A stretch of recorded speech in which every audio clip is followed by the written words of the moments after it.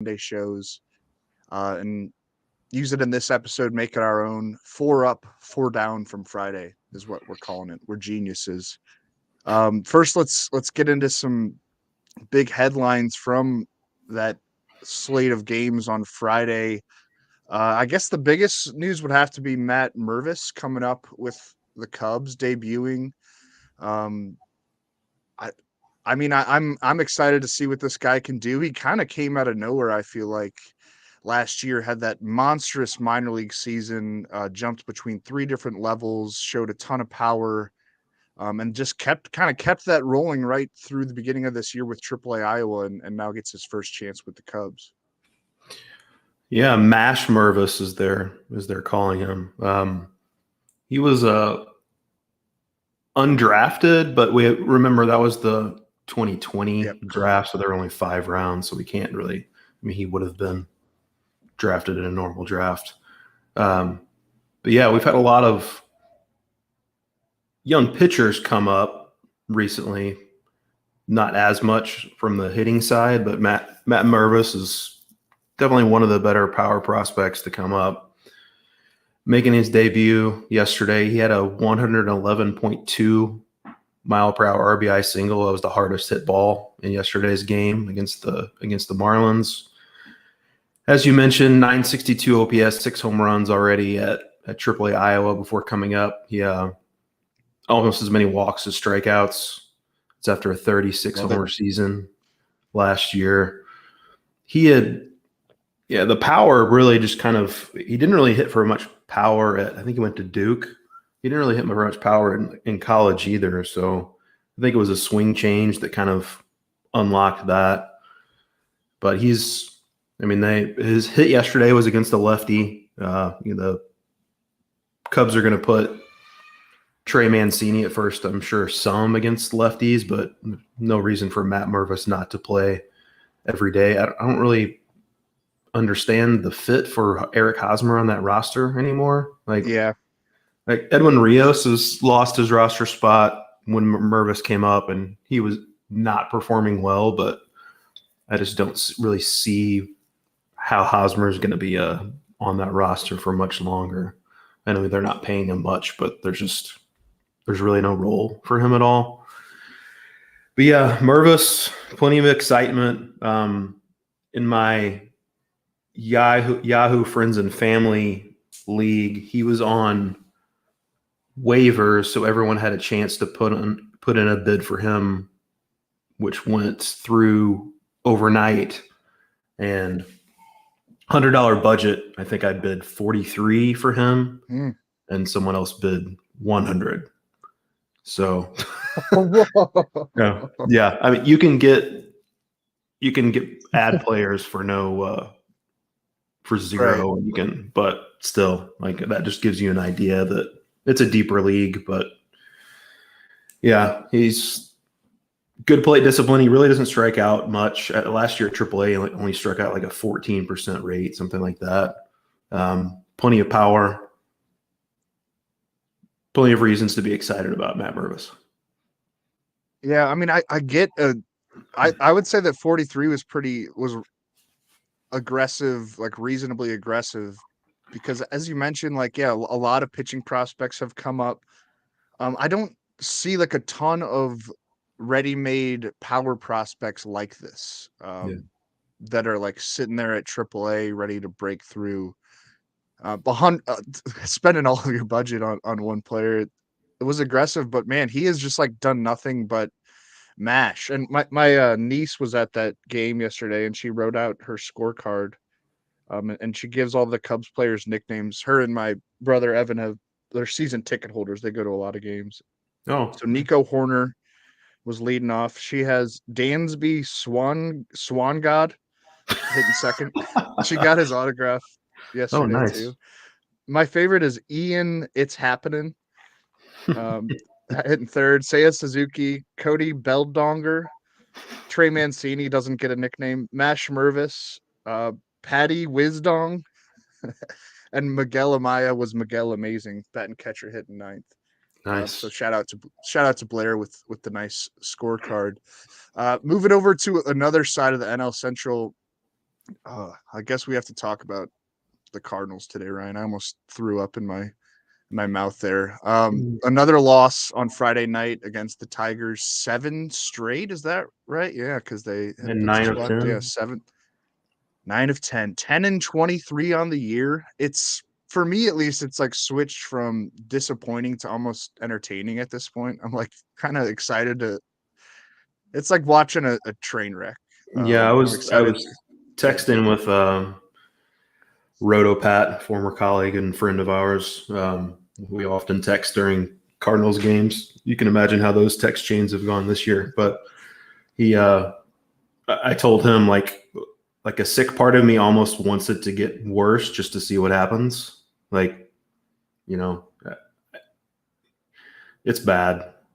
Like they're not They've this never bad. like, yeah, they're not this bad, of course, but they've never really had to deal with this It's an odd in feeling as a Bildowit's Cardinals fan. tenure, I know no one right? has I mean, sympathy for us, but I know that's the thing is like, oh, I mean, no team feels sorry for another team, but I think people are loving this. The Cardinals have been just in it as much as we like are pessimistic Cardinals fans and want them to try harder, wanted them to capitalize on that window they had. They've been relevant since I've been a Cardinals fan. They've been relevant since Bill DeWitt bought the team and was at 95. They go to the NLCS in 96. The McGuire years weren't like successful from a team perspective, but obviously very exciting. And then you have Albert Pujols come up and that run throughout the early 2000s and even up into last year. I it's going to be interesting to see what happens. Someone's going to fall on the sword if they don't win the next 2 games in this Tiger series. I think on Sunday there's going to be a significant move. It would be pretty aggressive to get rid of the manager, but it wouldn't really shock me, to be honest. But I wonder if um, they're regretting yeah, that extension for Mozeliak during spring training. Yeah. I don't know if they would have I the foresight to,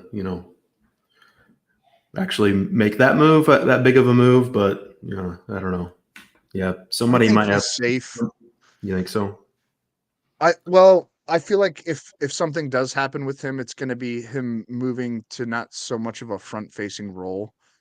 Because Yeah. he's not the GM. Like they could just fire. He's kind of got a fall guy right there in Michael Gersh.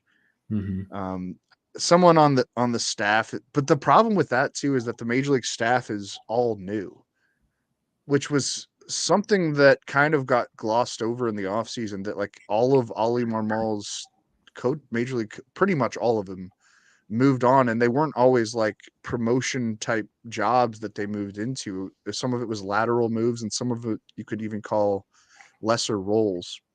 That was very surprising. Yeah. I guess if there is a man, Tyler O'Neill went on the injured list too with a lower back strain. Juan Yepez up to replace him. Jordan Walker struggling at AAA Memphis. They broke him, I guess.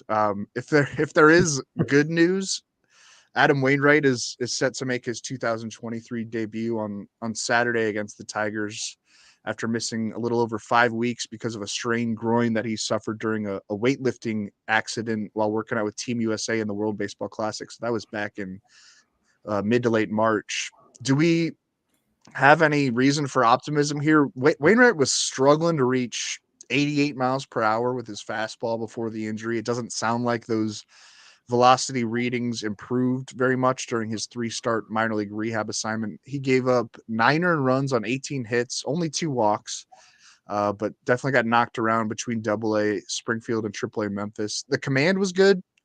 And Wainwright has never relied on velocity necessarily to like get hitters out. He's always been sort of a cerebral type pitcher, if you can call it that. The ability to like change speeds, change tempos on hitters with that big looping curveball, keep them off balance in other ways beyond just velocity. But age 41, he turns 42 later this summer.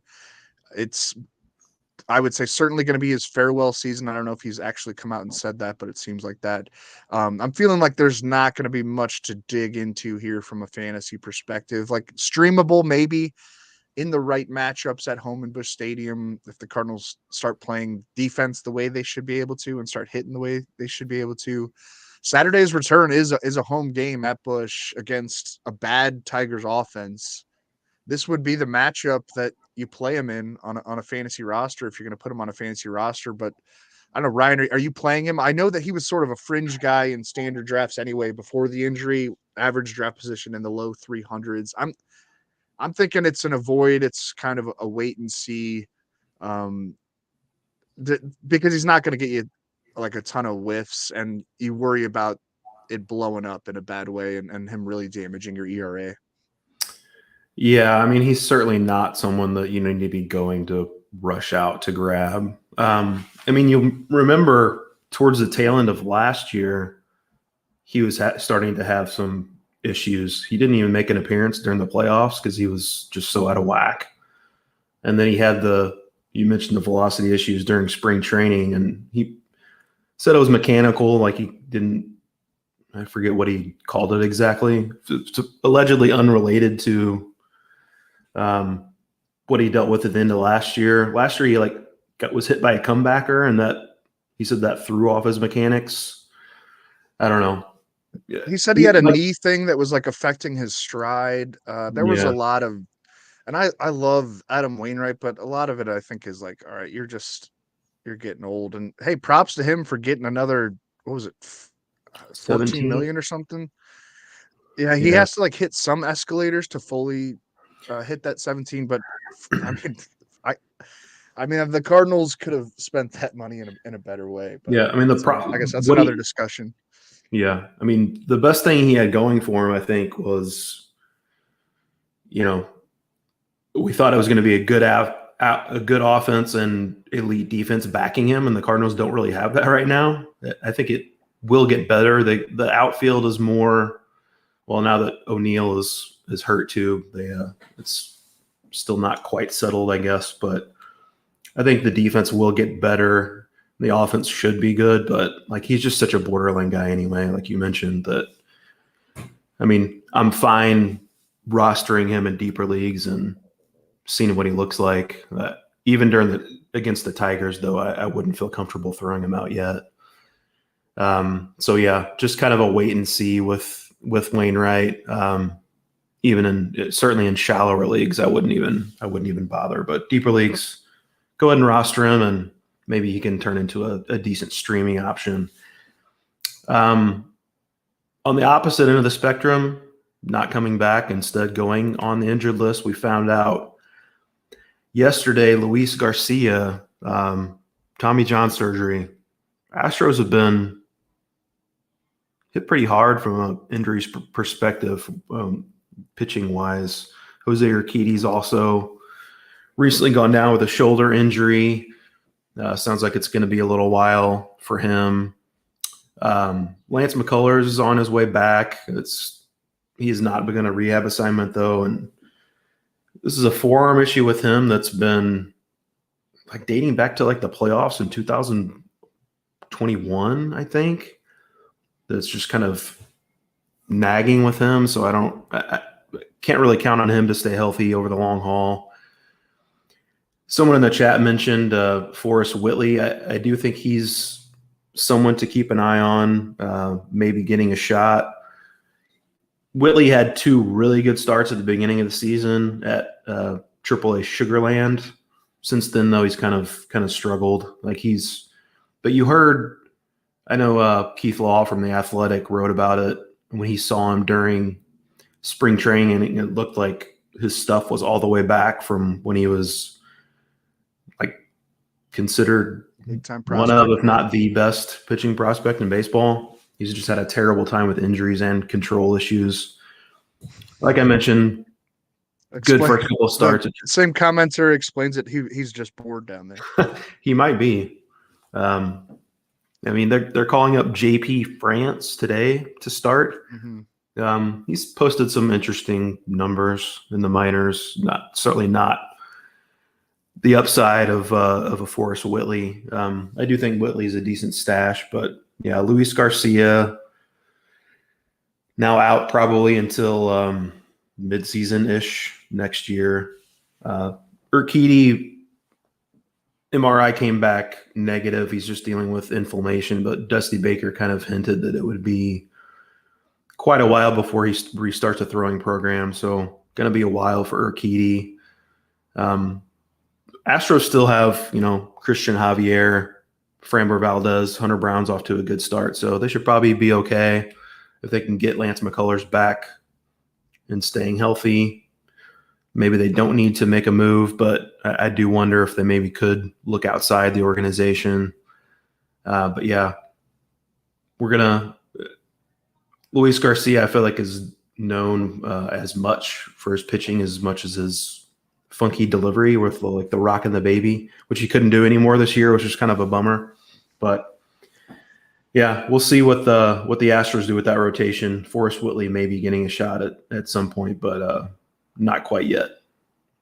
I hate to shift it back to the Cardinals. It might be a theme on this podcast, though. But Matthew Liberatore pitching well down at AAA Memphis. A commenter mentions and then mentions staying away from all Cardinals except for Arenado or Goldschmidt. There's still, it seems like, an outside chance. They're leaving open the possibility. I don't know. Liberatore is he's a probable starter for AAA Memphis on Saturday. We'll see if that happens. Steven Matz is a probable starter for the Cardinals on Sunday. Marmol keeps getting asked about that spot. He hasn't fully committed to Matz making that start even still. He had food poisoning a couple days ago but got in his side session. He can't Matz can't throw his curveball right now, which is problematic, being kind of a 3-pitch pitcher, and he's just been dreadful. I don't think that would be a panic move to bring up Liberatore and put Matz into a long relief role, and I would do it on Sunday against the Tigers. I think it'd be a good way to work Liberatore into the mix. If Liberatore comes up, I know you have probably only seen him from highlights so far at Memphis, but the numbers look really good. He had one bad outing, and everything else has been really sharp. Would he be a guy that you target? I mean, as a replacement for Garcia, say he gets the call on Sunday against the Tigers. Yeah, I think he's definitely worth stashing. I mean, the velocity has been up, which is huge for him because his fastball has just been so hittable. He's always had a really good curveball, but he really needs that extra 2-3 miles per hour to not just be homer prone and giving up a lot of hard contact with the fastball. But yeah, I think it's not a great situation right now to come into on the Cardinals, but I think he would be certainly worth a look if he does get that opportunity. Some better news for the Astros is that Michael Brantley appears poised to return from the injured list for his season debut early next week against the Angels. He's been on a rehab assignment for the last handful of days, started playing in minor league games last Sunday, brought along very slowly but carefully after undergoing surgery last year to repair the labrum in his right shoulder. Brantley's 35 years old. He's actually about to turn 36 in mid-May, but he's batting .316 so far on his rehab, 7 walks, only 1 strikeout through 27 plate appearances with AAA Sugarland. I think we know what kind of player we're getting when he returns, in terms of fantasy production, and maybe even a bit diminished from that as he gets older. But yeah, that trend started a while ago where he doesn't offer much power anymore, doesn't steal bases, but he gets on base. Usually has a fairly prominent lineup spot for manager Dusty Baker there in Houston on a day-to-day, game-to-game basis, sometimes hitting second and third. Only 8 home runs and 508 plate appearances the last time Brantley played nearly a full season in 2021, but he hit .311 that year with a .362 OBP. That's probably the ceiling for what we could get from Brantley the rest of the way here in 2023. Again, his age 36 season, a valuable batting average, help definitely in an OBP league, and some RBIs and runs scored with a good lineup spot there for the Astros. If you play in a 5 outfielder format, I think there should be a level of excitement with him coming back. Got some reps at first base on his rehab, or that was the plan anyway. Looking at his minor league game log with Sugarland so far, it looks like just left field and DH. So I don't know if that first base idea is actually going to come to fruition as he rejoins the Astros active roster. Primarily going to be an outfield option in fantasy and utility spot option in fantasy. I like him in deeper leagues, love him in OBP formats. If he's available out there, are you picking him up and getting him on the active roster heading into next week? Yeah, I mean, I think in 5 outfielder leagues, like you mentioned, I think he's worth rostering. I mean, Dusty Baker loves him. I think he's already basically said that he's going to bat second when he comes back. And the Astros aren't fully healthy already. I mean, they've been having Mauricio Dubon batting leadoff, who's actually off to a really good start himself. But I think Brantley will slide into that 2 spot in the lineup. Still, I'm sure going to be a great bet for average and runs scored, like you mentioned. Like, he's going to be 36 soon, coming off shoulder surgery, so that already modest power could be even more modest. But yeah, from a points league perspective too, because he strikes out hardly ever, draws a decent number of walks. Interesting in that format, and I think even a 5 outfielder Roto league, he's worth rostering as well. Another guy we got some injury news on yesterday, Carlos Rodon, who we're still waiting for that Yankees debut. He went down initially with a mild, they said, forearm strain during spring training, but the arm's fine now. It's been a back issue that's been holding him back. They're now saying that it's a chronic back issue, which you never like hearing. He's going to get an injection in his back to help kind of speed along that healing process. The timetable is really open-ended at this point. I know one of the Yankees beat writers asked him yesterday if July was like a reasonable timetable, and he basically just said, I have no idea. I'm just going to get the injection and hopefully throw as soon as I can. So I don't know if we're looking at like around the All-Star break or what. It's really truly does seem open-ended. It just depends on how he recovers from this injection, and hopefully that speeds things along. I did read that he's been clocked at 87 to 90 miles per hour in bullpen sessions, which he says is pretty normal for him during when he's just throwing bullpen sessions. But that his command was just totally off, I assume, and because of the back issues, the mechanics are just not there. But I mean, Rodon is going to need that velocity. I mean, this is one of the more harder throwing starters in baseball. He obviously can't be sitting around 90 miles per hour. He's going to get destroyed. But I'll take his word for it that that's usually where he sits during his bullpen sessions.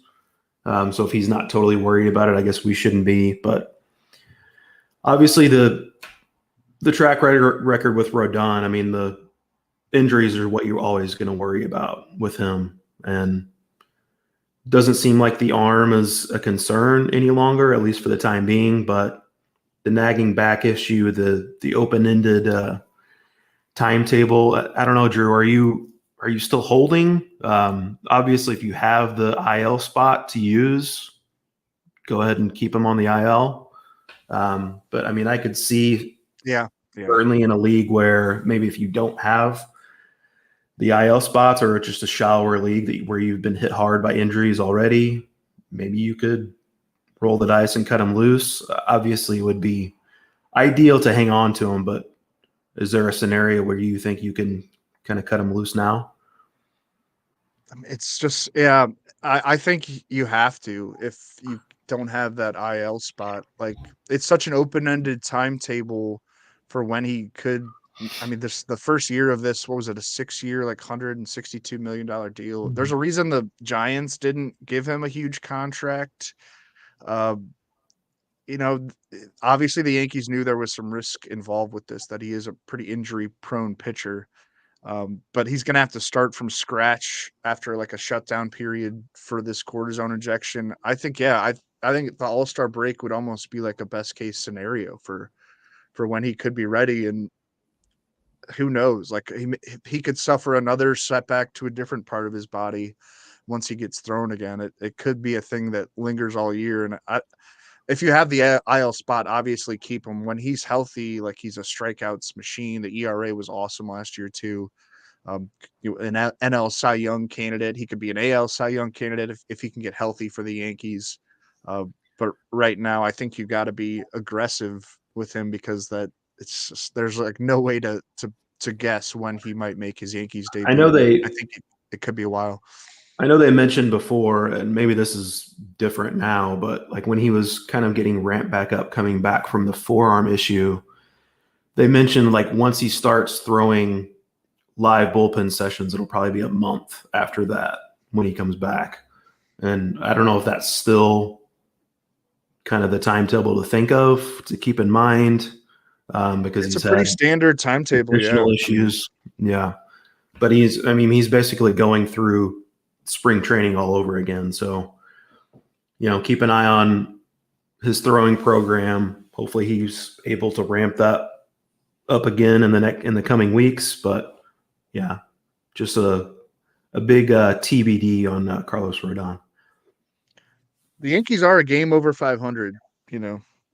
I think this is another one of those years where if you only followed the Yankees via Twitter, you'd think like they're the worst team in baseball. Yeah. And they are in last place in the American League East. But everyone in that division's over 500. But there's time for them to turn it around. I know the injuries like keep piling up, and they don't really have like. I mean, there's been like such big injuries in such big key spots. I don't know. We might talk a little World Series odds at the end of the show to re-review those and see where they sit. One last little headline before we get into some individual performances from Friday. Liam Hendriks, a cool story. The vibes around the White Sox are also terrible right now. They have won a couple of games in the last week, unlike our Cardinals, but the best news of all, maybe the best story of the White Sox season or even across baseball, is that Liam Hendriks is cancer-free following a December diagnosis of stage 4 lymphoma. He actually said Wednesday that he might have pitched with lymphoma all of last year, and he was great last year. But they caught it in time. He completed chemo last month, was a participant in parts of White Sox camp this spring, mostly just kind of side workouts, but headed out on a minor league rehab assignment this weekend with AAA Charlotte. Made his debut with Charlotte on Friday, threw a scoreless inning of relief, 1 strikeout, no hits, no walks, needed just 9 pitches to navigate through that scoreless frame. The expectation is that Hendriks will do 4 to 5 total rehab appearances, so 3 to 4 more, probably a back-to-back kind of situation coming in the middle of next week before he maybe jumps into the White Sox bullpen next weekend or like the start of the following week. And yeah, that seems like a solid estimate on the timetable, assuming all continues to go well with AAA. And maybe he gets 1 or 2 like tune-up outings in low leverage when he returns to the White Sox bullpen, but it seems like it's going to be pretty quick here that Hendriks reclaims that closer role that has sort of been in flux in his absence. Ronaldo Lopez got a save in Friday's series opener against the Reds. Keenan Middleton has been in that mix too. Alex Colomé. But it should be Hendriks' job eventually and maybe even pretty soon. And the White Sox have the talent to turn this thing around. They've played a little bit better lately. You could say the same for the Cardinals, but I really need to move on from them. And by the time the White Sox do turn it around, I think I said this a couple weeks ago, it should be Hendriks who's finishing out those games. And I still think he could get to like 20 saves. Garrett Crochet is nearing a return too. He had Tommy John surgery. So a couple of like pretty dominant arms about ready to arrive on the south side of Chicago. Ryan, do you agree that Hendriks could be an upper tier closer the rest of the way? I didn't watch him pitch at AAA Charlotte on Friday, but the stat line suggests this could be just the same old guy. And I watched his press conference on Wednesday before he headed out on his rehab, and he seems like really fired up. An easy guy to root for sure. Yeah, definitely. I mean, I feel like we've mostly been negative with our headlines, so that it's good to end on a positive one here. Yeah, I mean, Liam Hendriks is just seems like an awesome dude in addition to really good pitcher. So I'm honestly surprised that he's come back so soon. Like, when we found out about this, like we really didn't know if he was going to necessarily come back at all this season, but it's happened really fast. He looks strong. I haven't seen any reports on his velocity, but like you mentioned, only 9 pitches to get through a scoreless inning. They're saying 4 to 5 rehab appearances, probably a back-to-back, as you mentioned. And yeah, I mean, Ronaldo Lopez, who actually liked a decent amount coming into the season, he just hasn't been that good. Me too. No, he hasn't. But yeah, he's 1 or 2 tune-up appearances for Hendriks. I mean, all signs point to him getting that closer role maybe before the end of the month, beginning of July-ish or June-ish. But yeah, good to see Liam Hendriks coming back. I mean, he's been one of the best closers in baseball the last few years. And as you mentioned, I do think the White Sox could play better. I think there are plenty of opportunities for saves for him. So yeah, I mean, if he's still dangling out there in your waiver wire, certainly worth a stash. All right, we'll do this 4 up, 4 down experiment from Friday. First, a quick commercial break. A new MLB season means it's time for a new kind of daily fantasy baseball. Rival Fantasy is the fantasy platform reinventing the way daily and weekly games are played, and they've brought new games to the ballpark this year that fantasy players won't find anywhere else. Rival Fantasy's games include Fantasy Bingo, head-to-head player challenges, and Fantasy Book, where users can select over-unders for 2 to 5 players. With games like this, daily fantasy has never been better. Right now, RotoWire listeners can get a $50 protected first play. That means if you win your first play, you keep your winnings. But if you lose your first entry, Rival Fantasy will fully refund you up to $50. Go to play.rivalfantasy.com/signup and use code RotoWireMLB at signup and deposit a minimum of $25 to get your first entry on Rival protected up to $50. Now's the time to step up to the plate and become a Rival today. Welcome to the arena. All right, 4 up from Friday. We'll start with some positive notes. I'll go first. Justin Steele of the Cubs is, I guess, the best pitcher in the National League all of a sudden. I noticed his teammate Marcus Stroman has taken to calling him Cy Steele on Twitter. And hey, right now he like might be the front runner for the NL Cy Young Award, as weird as it is. And again, it's the first week of May, but 7 innings of 1-run ball, 4 strikeouts, no walks in a win Friday afternoon against the Marlins. He's now 5-0 with a 1.45 ERA on the season. Steele had a sort of mini breakout last year. The ERA was sharp, a nice amount of strikeouts. I think it was like 129 in 119 innings. But the command was so poor, 50 walks in those 119 innings, that I largely just faded him, like wasn't buying it at all. But now with the improved command that he's shown so far, he's got everything working. 27 years old. The StatCast data really likes what he's done so far this year. Lots of good red on that Baseball Savant page. He's not a natural velocity guy. Has been kind of relying on inducing soft contact, and the Cubs can play great defense with the way they've They can. built that roster this year. I don't know that it's like a I kind of laughed at the way they spent money over the offseason. Like, I don't know. I still don't know about that Dansby Swanson contract, but he's a tremendous defensive shortstop, and just all around the field, they have really good gloves. And Steele's definitely been an incredible value so far in fantasy. If you did buy into what he did last year, like ADP in the high 200s, low 300s. So in a standard draft, he might have even been a waiver wire pickup.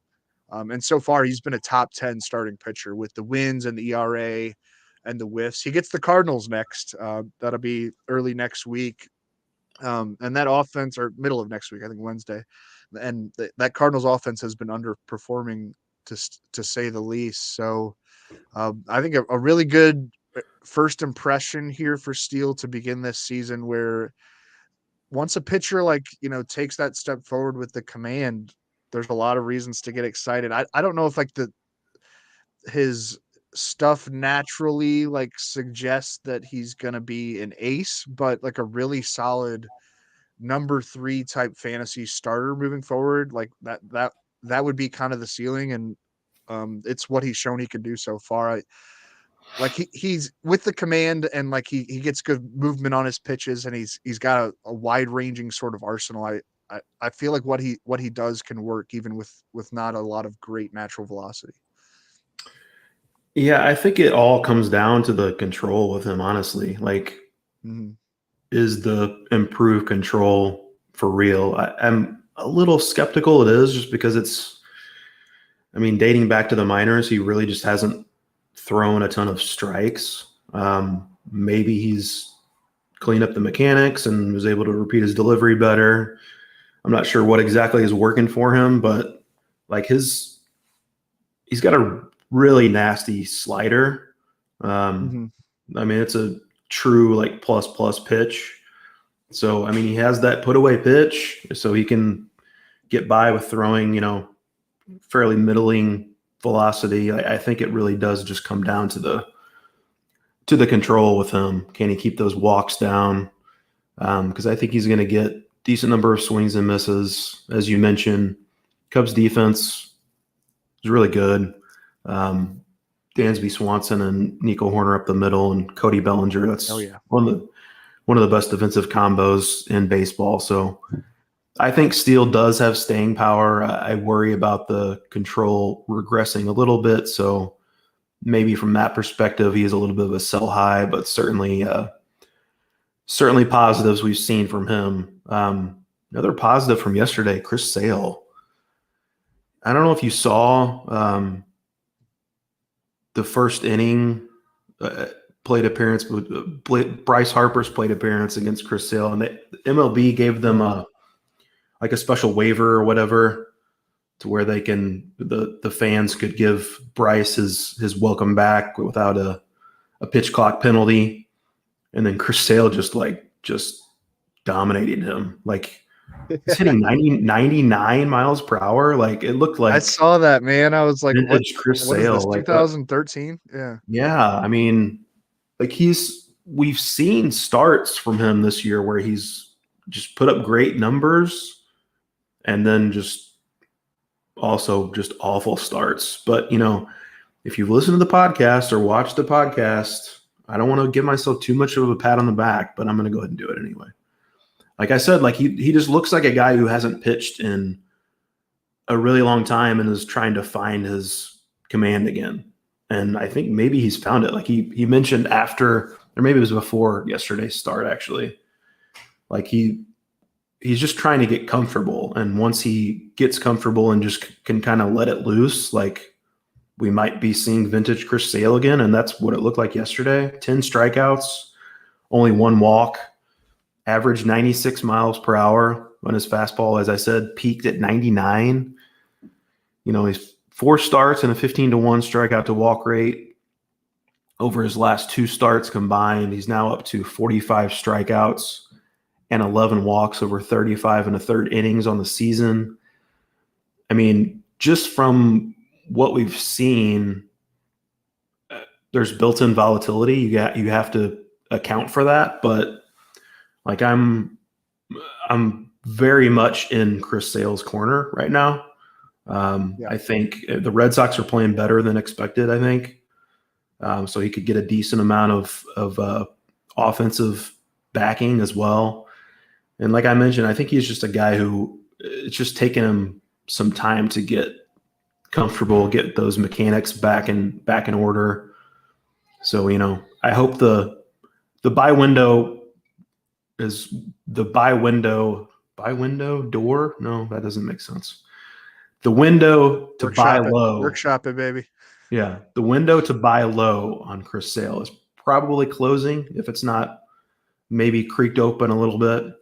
But yeah, he's a hold for me, and still a buy low if you can pull that off. Yeah, the further that he gets into this season with no physical setbacks, I think I agree with you. I think just the better he's going to get when he really just rediscovers his command. And we've seen flashes of it. We saw flashes of it on Friday night. Randy Arozarena is an up for me. Hit a homer in the bottom of the first inning Friday against the Yankees, part of was it a 5-4 win for the Rays over their division rival? The Rays are now 18-2 at home to begin the year, 27-6 overall, 21 games over the 500 mark on May 6th. And that homer was on the same day that the Rays introduced Randyland. This is the main reason why I threw him in here. I know it's not a very interesting name for fantasy purposes because you either have Rosarena or you don't, but Randyland is section 141 at Tropicana Field, where whenever a Rosarena homers, I believe, it means a free beer or soda or water for everyone in that Randyland section. And I saw after Rosarena hit that homer again, it was in the first inning. He was chopping it up with the people out there in the outfield at the Trop. Rosarena is batting .328 with 9 homers and 30 RBIs through 31 games this year. He's just looking like the real deal, the total package. I'm glad to have gotten a bunch of shares of him in drafts this spring. He's had like these breakouts in the postseason, and there's been some good years, but I just liked the way that the environment of baseball sort of was going to come together for him this year to hit homers and steal bases and to be an aggressive player in sort of this more fast-paced baseball environment. It just seems to really suit him well. ADP in the top 50 at a lot of sites. So again, it's not like you're going to be able to pick him up or even grab him in a trade unless you want to pay through the roof. But it feels like this could be like a total package season-long type of full-on breakout for Rosarena. And if the Rays are going to win 120 games or something, he's an MVP candidate. Like, you wouldn't have guessed that a Rays hitter, I think, going into the season would be an MVP candidate, but there's a lot of names on that offense that are clicking, obviously, to get to that kind of record. It hasn't just been the pitching. It's been the full gambit of production. Jason Adam earned a save in that game too, we should mention. And Pete Fairbanks went on the injured list. Did they call it elbow inflammation or forearm inflammation? He had that Raynaud's syndrome diagnosis, which is like it makes your fingers numb. He said that this IL stint is unrelated to that, but I'd be concerned about this being a kind of an extended absence for Fairbanks. And Adam has been awesome going back to last year. Another guy that the Rays just kind of picked up and turned into a superstar reliever. And I mean, he could definitely run away with that closer role. Fairbanks wasn't getting a ton of save chances anyway. I think he had 4 so far for a team that, has been so hot out of the gates. I know they've won some of these games in lopsided fashion, but yeah, if you win every game by 10 runs, you're not going to get many save chances. But I would have advised drafting Fairbanks and Adam in leagues this spring. I know he's not out there anymore in any like competitive league, but he looks like he could be super valuable over the coming weeks and maybe even the coming months. Yeah, I mean, Fairbanks is saying that it could be a minimum IL stint for him. Yeah. So he seems optimistic. Injuries though have plagued him throughout his career. I mean, they gave him that extension though. I think that was a lot of what was backing some positivity with him because, the Rays obviously, Kevin Cash isn't crazy about settling on one closer, but them giving him that kind of contract kind of cemented him as their closer. And he looked great early on, but, injuries popping up again for him. Like you mentioned, Jason Adams is great too. I think even if he doesn't wind up getting saves or only a handful of saves, I think he could still be useful in fantasy. But yeah, Rosarena, no one else really comes to mind off the top of my head as far as like AL MVP odds, but I think he probably is the favorite. Can they get away with that, by the way, the free beer thing? Maybe that's a state by state thing. I didn't think you could give away like technically free beer like that. I thought you had to like charge something. Florida, man. There's no rules in Florida. Actually, for as much as you think Florida is like crazy, it's also very conservative. Well, the people that actually vote there are like I don't think weed's legal there. There's a lot of weird rules there, but I guess you can get away with it. I don't know. I guess maybe it's like a voucher. There's probably some like technicalities to it, but the story was better the way I told it, I think, Ryan. Yeah, I mean, Rosarena's got that the personality in his corner too. So maybe he'll get some MVP votes from. Who did he used to play for? I don't remember. Let's not do this again. Okay. So anyway, Bailey Ober, the best segue in the history of podcasts. Wonderful. Yeah, I mean, he was awesome yesterday at Cleveland. 6 strikeouts, 1 walk, only 3 hits allowed. 7 shutout innings. Only needed 91 pitches to get through those 7 shutout innings. In his 3 starts with the Twins, only giving up 2 runs, 16-6 strikeout to walk rate, and 18 1/3 innings pitched. He has had an easy schedule. At Cleveland is, not a terribly daunting matchup. His other 2 matchups have been against the Royals and Nationals, so he's had a favorable schedule in those 3 starts. But I mean, this is a guy who's really been effective when healthy, both at the major and minor league level. This year at AAA at a 2.55 ERA, 22 strikeouts, 6 walks over 17 2/3 innings. Yeah, like I mentioned, super effective when healthy, but I think he's only crossed the 100 inning threshold like once in his professional career. So he's not a guy that we can count on for durability, but the Twins have Kenta Maeda and Tyler Mahle both on the injured list right now. Sounds like both are going to be sidelined. 60-day IL now for Mahle. Yeah, they went ahead and moved Mahle to the 60-day IL, and Maeda's dealing with a triceps thing, I believe. And he was also battling, maybe it's related to this, but they were calling it just like arm fatigue before that. So, and he's had his durability concerns in the past as well, and coming back from Tommy John. So Ober's going to get, I think, an opportunity to stake claim to a spot in the Twins rotation. Twins are obviously playing good baseball right now. I think because of those injury concerns and the fact that, Ober is like a huge guy. He's like 6'9", but he doesn't throw hard. Like he's just kind of gets by with the putting the fastball high in the zone. He's really good at doing that. But he gets strikeouts for a guy who doesn't throw hard, and he's always had great control as well. So I really like him to continue being fantasy relevant even in shallower leagues.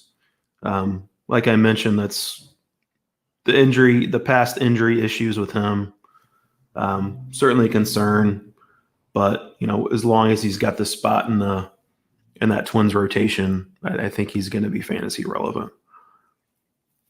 Yeah, that depth has been tested a bit. Chris and I talk about the Twins rotation every time we do a podcast together, and it looks so deep at the beginning of the year. It's getting tested a bit now, but they've got so many solid number 2, number 3 type options, and it's suiting them well right now. We should give a shout out to Kyle Mueller for finally notching the A's first starter win of the season on Friday night against the Royals. Their first starter win of the season, and I think it even went back to dating back to last year too. Yeah, didn't have a win from a starting pitcher. He didn't actually even pitch very well. I think it was like a 12-7 game. But a win's a win, so no longer a winless rotation there in Oakland. Fernando Tatis Jr. had a big night, 2 home runs. Kyle Tucker busted out of a slump. Love to see that. He should be awesome moving forward. That was just a little blip on the radar. And then Harper, we talked about it, returned to Citizens Bank Park. Had a hit and a run scored, which was good to see. All right, let's do 4 down from Friday.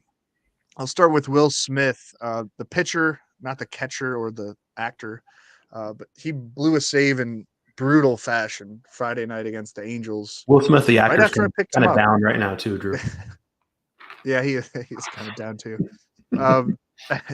Smith entered with a 4-1 lead in the bottom of the 9th inning, if I have this correct. Promptly gave up 4 earned runs on 4 hits and a walk, no strikeouts. Angels went on to win 5-4. He came back out for the 10th and issued an intentional walk before getting pulled on the 10th. which I guess played into that fourth run, which was the winning run for the Angels. I don't think I'm recapping this properly, but anyway, it was a bad blown save. And he was a popular pickup recently. I grabbed him. It seemed like Smith had taken the reins on that closer role for the Rangers. But his season ERA in that outing went from 1.69 to 3.75.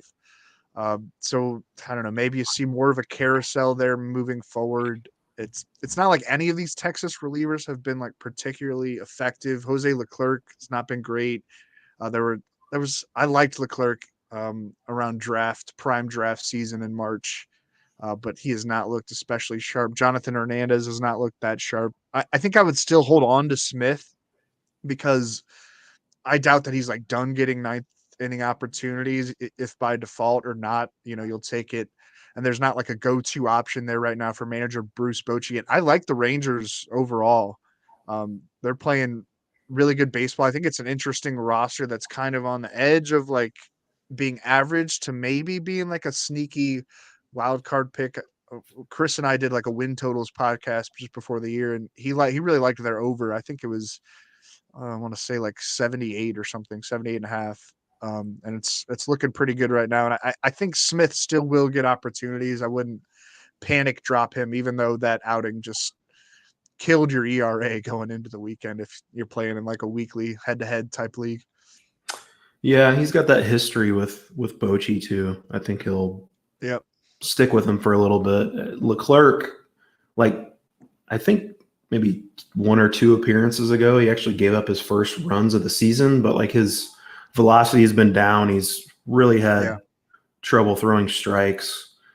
So I think they're gonna pull back on his high leverage usage. Bochy came out and said that Will Smith is going to get the bulk of the save chances for the time being. I don't have a ton of faith in him, but I also don't really know where else that Bochy's going to turn in that bullpen for the time being. So, yeah, he's a hold for me. Another guy who's also a hold for me, surprise, but Kyle Schwarber.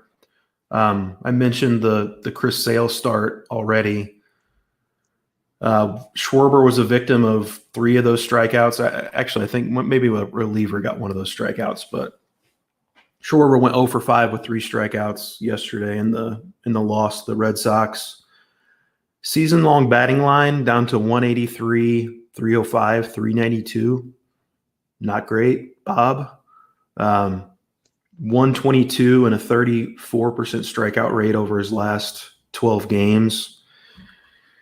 I mean, we know that Schwarber is not the steadiest fantasy source. He's going to have these ups and downs. But, he still has 7 home runs this season. His StatCast numbers are not looking as great as they normally are, but he's still ranking in the 85th percentile in average exit velocity. That's actually down a decent amount for him, but I wouldn't be concerned about Kyle Schwarber. I think he's, we saw, what was it, with the Nationals when he had that like 20 homer month, whatever it was. Yeah. I think it was like 17. Yeah. Yeah. He'll be fine. He's known to go you're not going to. Right. You're not going to get like a great batting average. You like that he's getting leadoff looks. Like Bryson Stott has kind of moved down to the lineup. Maybe they tried Trey Turner up there again at some point, or maybe even Bryce Harper. But you'll be fine with Schwarber hitting 4th or 5th either way. Yeah. Corbin Burns took a loss Friday against the Giants. 5 runs allowed, only 2 of them earned, but 4 hits, 3 walks. Only 5 strikeouts, which is not a lot for him. A pretty mediocre stat line right now for Burns. He's 3-2 with a 3.86 ERA. His ERA actually dropped in Friday's outing. It was hovering just above 4 prior to it. 32 strikeouts in 39 and 2/3 innings. That's the biggest surprise for me with Burns, who's usually a strikeouts maestro. But I don't know. You look at like the Baseball Savant page here, the spin rates, the fastball velocity, it's all still there. He did suffer that left pectoral strain last month to the non-throwing side of his body. You wonder if that's maybe affecting things, but either way, he's pitching through it. I'd call him somebody you should target in a trade if there's a fantasy manager out there who has Burns and wants to let him go at some sort of a discount, because again, like the data there is, it all suggests that he should still be the same guy, the same NL Cy Young contender as we move along into the summer months. He gets the Royals next. I guess if he doesn't thrive in that one, then there'd be reasons to start poking holes in what exactly is going on here. But for now, I think he's been more mediocre than elite. And I see the swing and misses starting to pile up. I have no reason to doubt that they won't come along. Yeah, he did have that kind of weird bad stretch, like 7-start stretch or something at the end of last year as well. But yeah, I mean, pitching has been just so bad this year generally that, a guy like Corbin Burns is such a proven commodity. I think if anybody's going to want to bail on him, I don't think you're going to. He was the consensus top pick in fantasy for among pitchers, so I don't think anybody's going to want to bail on him. But if you can require him via trade, I mean, I would certainly be willing to buy low on that. As you mentioned, velocity's been fine. Been a frustrating start for him, but I think he's ultimately going to be fine. My other down, we already kind of talked about. I just was going to do Missouri teams in general. We've already How's Mizzou doing? Yeah, not great. Mizzou's baseball team's not great.